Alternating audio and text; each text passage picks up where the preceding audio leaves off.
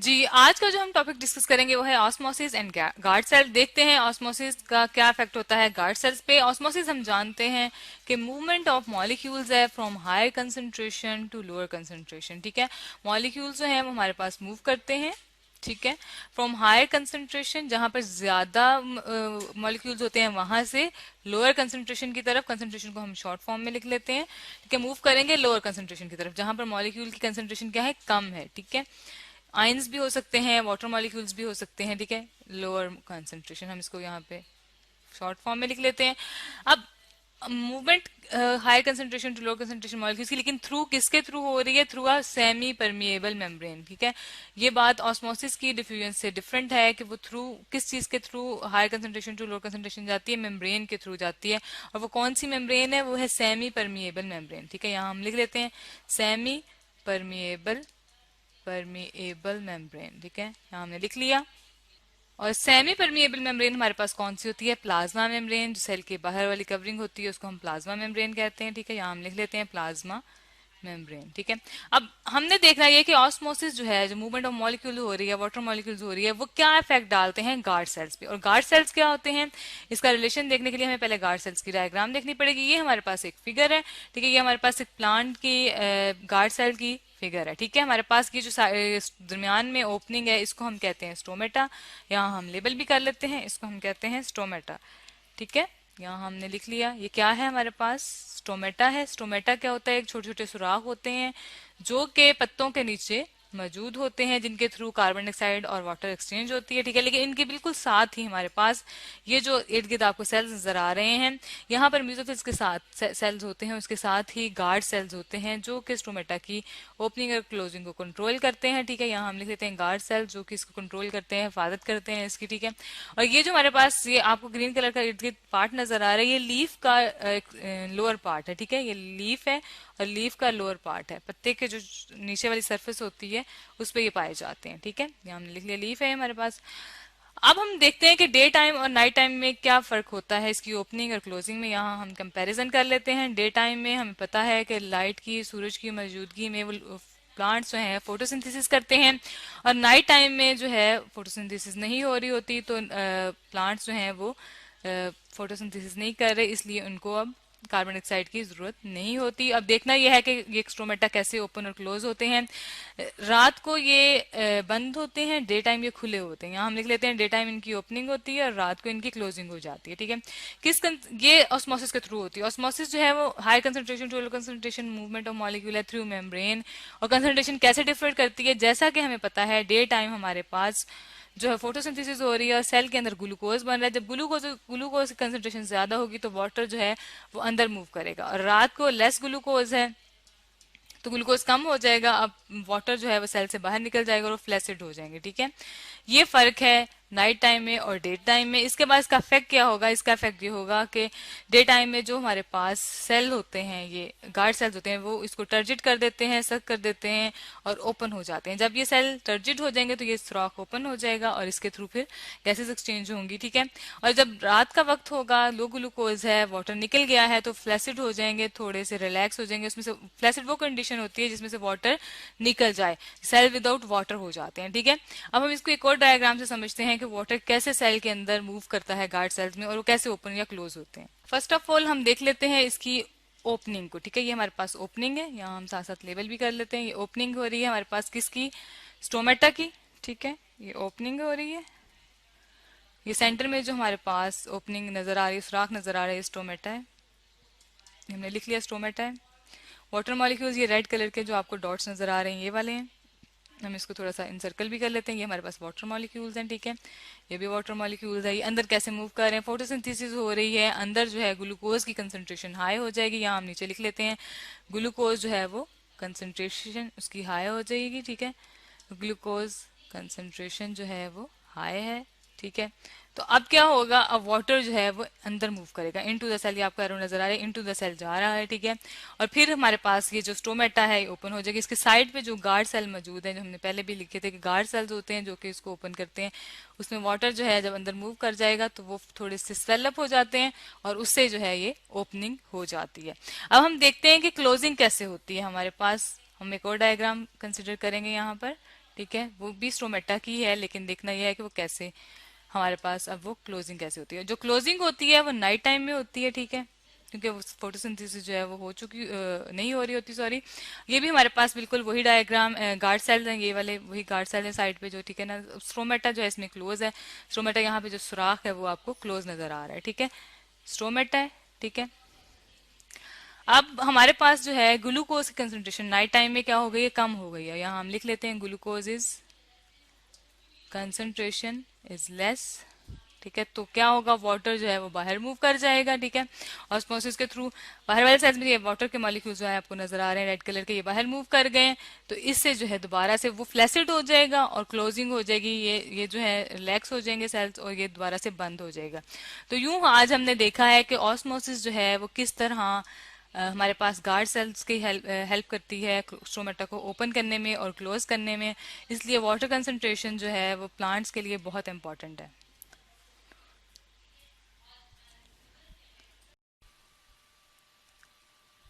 जी students, आज हम discuss करने जा रहे हैं application of knowledge about semi permeable membrane. थोड़ा सा लॉन्ग टॉपिक है, देखने में लग रहा है, लेकिन हम इसको डिस्कस करेंगे इस हवाले से कि जो हमारे पास सेमी परमिएबल मेम्ब्रेन है उसके नॉलेज को हम कैसे अप्लाई कर सकते हैं अपनी डेली लाइफ में, ठीक है। ये बहुत इंटरेस्टिंग चीज़ है। हम अभी देखते हैं कि हमारे इर्द गिर्द जो जितने भी हमारे पास एनिमल्स मौजूद हैं उनके अंदर जो है मेम्ब्रेन प्रेजेंट होती है, यानी क्योंकि सेल का जो मेन कंपोनेंट है वो क्या है, वो होता है सेल मेम्ब्रेन, उसकी आउटर कवरिंग होती है, ठीक है। तो जो सारे एनिमल्स हैं वो या ऑर्गेनिज्म है वो किसके बने हुए हैं, सेल के बने हुए हैं। तो उनकी जो मेम्ब्रेन होती है वो सेमी परमिएबल मेम्ब्रेन होती है, जो कि तमाम एलिमेंट्स को गुजरने की परमिशन नहीं देती। आप कह सकते हैं कि अलाउ नहीं करती ऑल एलिमेंट्स को गुजरने के लिए, ठीक है ना।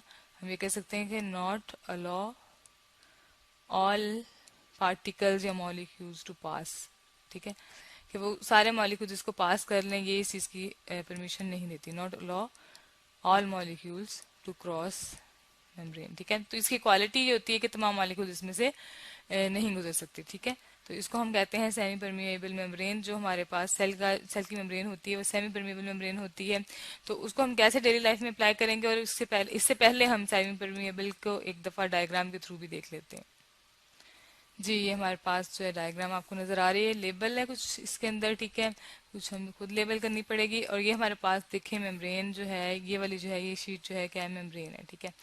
अब मेम्ब्रेन कहते हैं हम झिल्ली को जो कि जिसके अंदर से कुछ मॉलिक्यूल्स गुजर जाते हैं, मॉलिक्यूल्स पास होते हैं, ठीक है। सेल का जो है आउटर कवरिंग होती है, ठीक है। ये बीच में इसके सुराख होते हैं जिसमें से मॉलिक्यूल गुजरते हैं, पोर इसे कहते हैं। ये वाले हमारे पास मॉलिक्यूल्स हैं, कुछ लार्ज मॉलिक्यूल्स हैं, ये देखें, कुछ मीडियम साइज के हैं, कुछ बहुत स्मॉल मॉलिक्यूल्स हैं, ठीक है। तो ये जो स्मॉल मॉलिक्यूल हैं ये आपको नजर आ रहे हैं यहाँ से गुजरते हुए, ठीक है। तो स्मॉल मॉलिक्यूल इसको क्रॉस कर लेते हैं, लेकिन लार्ज मॉलिक्यूल्स हैं वो क्रॉस कर नहीं पाते हैं। तो अगर सेल मेम्ब्रेन ने दूसरी सेल में जाना, सॉरी सेल मेम्ब्रेन ने क्रॉस करके दूसरे सेल में जाना है, तो ये देखिए आपको नजर आ रहा है कि यहाँ पर हमारे पास स्मॉल मॉलिक्यूल्स हैं वो इकट्ठे हुए हैं, ठीक है। स्मॉल स्मॉल मॉलिक्यूल्स हैं, ये इसको क्रॉस करेंगे, ये लार्ज मॉलिक्यूल्स हैं नहीं क्रॉस करेंगे, ठीक है।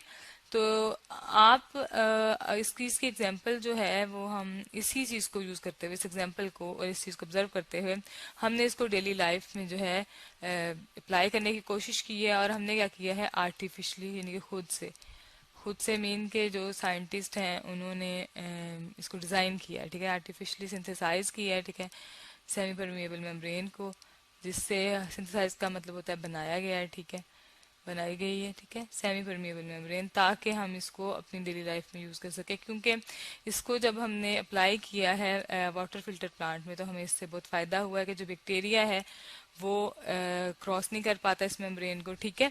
इसको यूज कहाँ करते हैं, सेपरेट करने के लिए। किस चीज को हम सेपरेट करेंगे जी, हम सेपरेट करेंगे बैक्टीरिया को फ्रॉम वायरस, ठीक है। बैक्टीरिया फ्रॉम वायरस जो है वो सेपरेट हो जाता है। उसकी वजह क्या है, क्योंकि हमारे पास जो बैक्टीरिया होता है उसका जो साइज है वो लार्ज होता है, ठीक है। बैक्टीरिया का साइज जो है वो क्या है, यहाँ हम लिख लेते हैं, साइज जो है ये लार्ज है। और जो हमारे पास वायरस है इसके कंपैरिजन में वायरस का जो साइज है वो स्मॉल होता है, ठीक है। वायरस का साइज क्या है, स्मॉल है। तो वायरस तो इस मेम्ब्रेन को क्रॉस कर लेगा लेकिन बैक्टीरिया इसको क्रॉस कर नहीं पाएगा, ठीक है।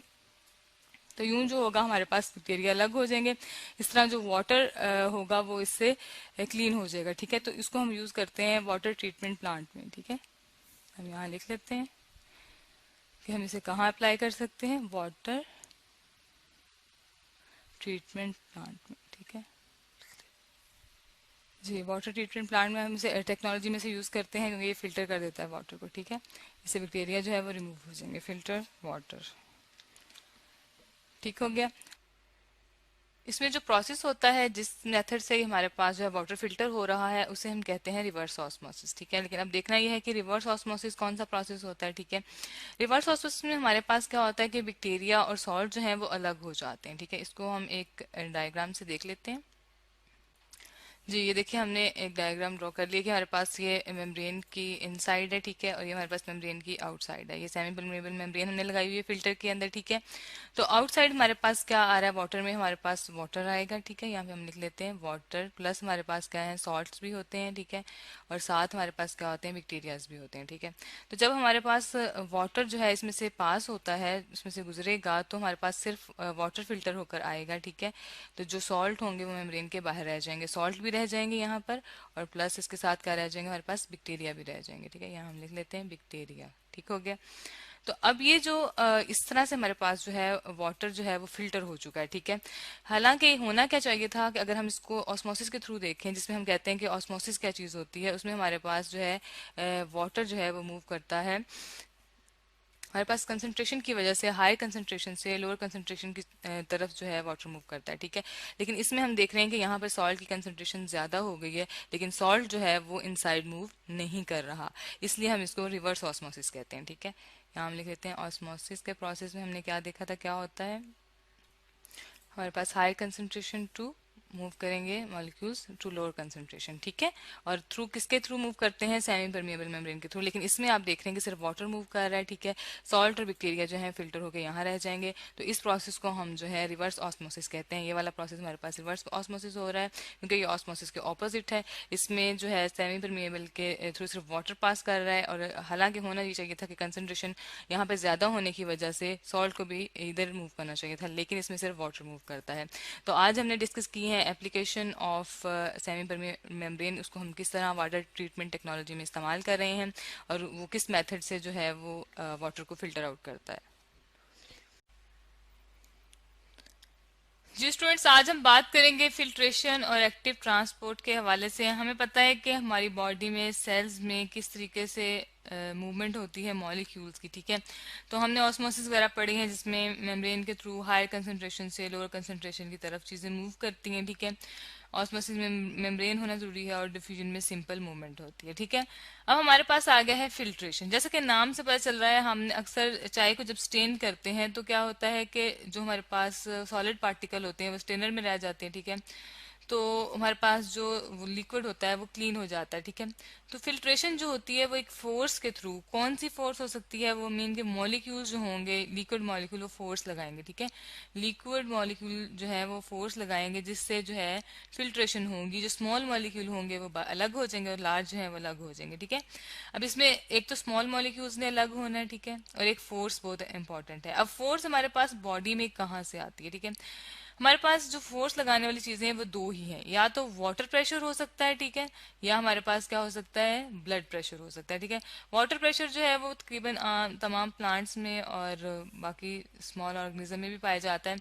और जो ब्लड प्रेशर होता है वो सिर्फ उन ऑर्गेनिज्म में जिनमें ब्लड प्रेजेंट है, ठीक है। ह्यूमन के अंदर जो है मोस्टली ब्लड जो है वो उसके प्रेशर से ही हमारे पास जो है वो चीजें फिल्टर होती है, ठीक है। अब ब्लड प्रेशर से क्या क्या फिल्टर हो सकता है, हमारे पास सॉल्ट और वाटर, ठीक है। अब मसला ये है कि जो फिल्टर करना है, जो अलग होंगी चीजें वो कौन सी होंगी, सॉल्ट होगा, ठीक है, एंड प्लस वाटर होगा, ठीक है। वाटर और सॉल्ट जो है इस तरीके से फिल्टर आउट होते हैं, ठीक है। हम एक डायग्राम ले आते हैं जो कि लेबल है, और हम उसे समझने की कोशिश करते हैं कि हमारे पास किस तरह जो है वो फिल्ट्रेशन हो रही है हमारी बॉडी के अंदर, ठीक है। ये डायग्राम के अंदर आपको नजर आ रहा है हमारी बॉडी के अंदर से फिल्ट्रेशन हो रही है। जो हमारे पास ये वाले मॉलिक्यूल हैं येलो कलर के, ठीक है, ये लार्ज मॉलिक्यूल्स हैं, ठीक है, आपको नजर आ रहा है, इनका साइज भी बड़ा है। और ये जो ग्रीन वाले आपको नजर आ रहे हैं जिन्होंने सर्कल भी किया हुआ है, स्मॉल मॉलिक्यूल है, ठीक है। और आप देख रहे हैं कि मेम्ब्रेन को क्रॉस करके, ये हमने मेम्ब्रेन भी लेबल, क्योंकि ये जो हमारे पास है मेम्ब्रेन है, सेल की मेम्ब्रेन है, जिसको क्रॉस करके स्मॉल मॉलिक्यूल्स बाहर आ रहे हैं, लार्ज इनसाइड स्टे करेंगे, ठीक है। हम ये अंदर लेबल कर लेते हैं कि ये हमारे पास क्या है, इनसाइड है, सेल का इनसाइड है ना, सेल के इनसाइड है, कैपिलरीज की इनसाइड है, ठीक है। कैपिलरीज हमारे पास के स्मॉल वेसल्स होती हैं जहां पर एक्सचेंज ऑफ मटेरियल्स होता है, ठीक है। बॉडी और टिश्यूज के दरमियान जब एक्सचेंज ऑफ मटेरियल होता है वो टिश्यूज वो कैपिलरीज में होता है। तो ये जो प्रेशर है वो कहाँ पर है, कैपिलरीज के इनसाइड है, अंदर वाली साइड पे, ठीक है, ठीक है। और जो बाहर है मतलब मीन के दूसरी ब्लड वेसल में जा रही है, ये टिश्यू में जा रहा है, आप इसे आउटसाइड कह सकते हैं, ठीक है। जहां पे आपको एरो नजर आ रहे हैं सारा क्या है, आउटसाइड कैपिलरी है, ठीक है, आउटसाइड एनवायरनमेंट आप कह सकते हैं, ठीक है। तो यूं हमारे पास फिल्ट्रेशन जो है कैपिलरीज में, जो कि हमारे पास ब्लड की वेसल्स है, ठीक है, इसको हम लेबल एक दफा और कर लेते हैं, थोड़ा सा इसको क्लियर कर लेते हैं। हमारे पास ब्लड की वेसल्स हैं, छोटी छोटी नालियां हम इसे कह सकते हैं ब्लड की, जो कि टिश्यूज तक ब्लड लेके जाती हैं, ठीक है। तो इन्हें स्मॉल ब्लड वेसल्स कहते हैं, जो कि टिश्यूज के साथ जुड़ी होती हैं, जो हमारे सेल्स हैं उनके साथ अंदर तक गई होती है, ठीक है। तो वहां पर जब ब्लड प्रेशर होता है, जब ब्लड फ्लो करता है, तो प्रेशर के थ्रू वाटर एक्सचेंज होता है टिश्यूज के सेल के दरमियान और हमारे पास कैपिलरीज के दरमियान, ठीक है।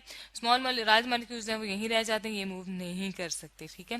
तो यूं हमारे पास जो सॉल्ट्स और वाटर की एक्सचेंज है वो हमारे पास कैसे होती है, वो हमारे पास होती है फिल्ट्रेशन के थ्रू होती है, ठीक है। अब हम देखेंगे एक्टिव ट्रांसपोर्ट को। एक्टिव ट्रांसपोर्ट का जैसे नाम से पता चल रहा है कि एक्टिव चीज है, ठीक है। और एक्टिव होने के लिए ट्रांसपोर्टेशन में चीजों को एक्सचेंज करने के लिए आपको एनर्जी की जरूरत होती है। तो यहाँ पे हमें रिक्वायर्ड है एनर्जी, ठीक है, नीड एनर्जी। एनर्जी हम कहाँ से लेंगे, हम सेल से लेंगे। किस तरह की एनर्जी होगी, क्या किस चीज की जरूरत होगी, वो हम देखेंगे। जब हमें लोअर कंसंट्रेशन से हायर कंसंट्रेशन की तरफ जाना होता है, लोअर टू हायर, ठीक है, तो हमें एनर्जी की जरूरत होती है। इसकी एग्जांपल हमने अक्सर देखी है, हम डेली लाइफ से ले लेते हैं, जैसे वाटरफॉल है, ठीक है।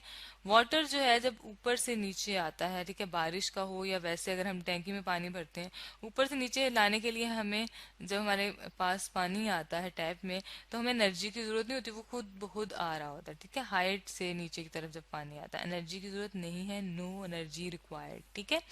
लेकिन जब वाटर पंप लगाया जाता है, ठीक है, वाटर पंप लगाया जाता है, जिससे पानी जो है हम ऊपर चढ़ाते हैं अपने जब हम टैंकी में पानी लेके जाते हैं तो हम इलेक्ट्रिसिटी से मोटर चलाते हैं, पता है ना आपको, उसमें हम एनर्जी यूज करते हैं, ठीक है, एनर्जी यूज हो रही है, ठीक है। तो एनर्जी जो है वो कहाँ से आएगी, वो हमें सेल प्रोवाइड करेगा, ठीक है। तो हमें लोअर टू हाई कंसंट्रेशन जाने के लिए एनर्जी की जरूरत है, और सेल के अंदर जो एनर्जी होती है, सेल की जो एनर्जी, जो सेल यूज करता है एनर्जी, वो हमारे पास क्या होती है, एटीपी होती है, ठीक है। अब वो एनर्जी किस फॉर्म में होगी, एटीपी की फॉर्म में होगी। वो एटीपी क्या है, वो एक मॉलिक्यूल है जो कि एनर्जी का मॉलिक्यूल है, जो कि सेल को एनर्जी प्रोवाइड करता है। हम एक डायग्राम देख लेते हैं, जिससे हमें ये चीजें ज्यादा क्लियर हो जाएंगी। जी, ये हमारे पास डायग्राम आ गई है, ये देखें जरा हमारे पास के हमारे पास जो कंडीशन है आउटसाइड द सेल है, ठीक है। एक तो हम ये लिख लेते हैं आउटसाइड है, किसका आउटसाइड है, सेल की आउटसाइड है, ठीक है, आउटसाइड सेल। ये हमारे पास कंसंट्रेशन है लो, ठीक है। और ये इनसाइड सेल है, और इनसाइड सेल में हमारे पास कंसंट्रेशन ज्यादा है, ठीक है। लेकिन फिर भी हमें ये मॉलिक्यूल अंदर लेके जाना है, तो हमें एनर्जी की जरूरत होगी, और वो एनर्जी किस फॉर्म में होगी, एटीपी की फॉर्म में होगी, हमने लेबल किया हुआ, ठीक है। ये सेल मेम्ब्रेन है, सेल मेम्ब्रेन के अक्रॉस सेल के दरमियान जो हमारे पास एक्सचेंज ऑफ मॉलिक्यूल्स हो रहे हैं, तो उसके लिए हमें एनर्जी की जरूरत है। ट्रांसपोर्ट प्रोटीन्स हैं जो कि इनकी हेल्प करती है, ये प्रोटीन है, ठीक है, जो कि हेल्प करेगी, चैनल होंगे जो कि उसको ओपन करेगी, एनर्जी एनर्जी यूज होगी तो हमें मिलेगी, ठीक है, एनर्जी यूज होगी तो हमें जाने का रास्ता मिलेगा। हम एक और डायग्राम देख लेते हैं। जब एनर्जी ब्रेक डाउन होती है, मतलब एटीपी जब ब्रेक डाउन होती है तो हमें एनर्जी मिलती है। एटीपी वो मॉलिक्यूल है जो कि एनर्जी प्रोवाइड करता है जब वो टूटता है, ठीक है, उसके पास बॉन्ड्स होते हैं। यहाँ पे आपको क्लियरली नजर आ रहा है आउटसाइड द सेल एनवायरनमेंट है, ठीक है, ये इनसाइड द सेल है, ठीक है। इनसाइड द सेल हमारे पास जो सोडियम है आप देख रहे हैं ये 1 2 और 3 है, और बाहर आप देख रहे हैं क्या है, हमारे पास ज्यादा है, 1 2 3 4 5 6 है, ठीक है। तो इसलिए हमें एनर्जी की जरूरत होगी, एटीपी यूज होगी, ठीक है। तो ये हमारे पास क्या है, एक्टिव ट्रांसपोर्ट है, ठीक है। ये ऑपोजिट जा रही है तो क्या है, एक्टिव ट्रांसपोर्ट हो रही है, जो कि हाई लोअर से हाई की तरफ कंसंट्रेशन की तरफ जा रही है, ठीक है। वो आउटसाइड द सेल भी हो सकती है, इनसाइड द सेल भी हो सकती है। आप देख रहे हैं कि ये हमारे पास सोडियम मॉलिक्यूल बाहर मूव कर रहे हैं, ठीक है, सेल के आउटसाइड तरफ जा रहे हैं। इसके बाद हमारे पास आ जाते हैं पोटाशियम। पोटाशियम देखिए हमारे पास सेल के बाहर कम है और सेल के अंदर क्या है, ज्यादा, इनसाइड द सेल ज्यादा है इसकी कंसंट्रेशन। तो बाहर जब इसे अंदर लाना चाहेंगे तब भी हमें एनर्जी की जरूरत पड़ेगी, ठीक है। तो ये हमारे पास एटीपी जो है यूज होगी। ये हमारे पास कैरियर प्रोटीन है जिसको रास्ता प्रोवाइड करती है गुजरने के लिए, और जो एटीपी है वो एनर्जी मॉलिक्यूल है जो ब्रेक डाउन होके क्या करता है, इसके अंदर बॉन्ड्स होते हैं, ये टूटने की, इसकी जब ब्रेक डाउन होती है तो हमें क्या मिलती है, एनर्जी मिलती है। ठीक है, ब्रेक डाउन की स्पेलिंग ठीक कर लेते हैं। ठीक है, ब्रेक डाउन होती है तो क्या मिलती है, हमें एनर्जी मिलती है। ठीक हो गया। तो ये हमारे पास प्रोसेस था एक्टिव ट्रांसपोर्ट का, जिसमें एनर्जी एटीपी यूज करके हमारे पास सोडियम और पोटाशियम जो कि आयंस हैं, ठीक है, ये हमारे पास आयंस हैं, और ये जो है इनको हम सॉल्ट्स भी कहते हैं।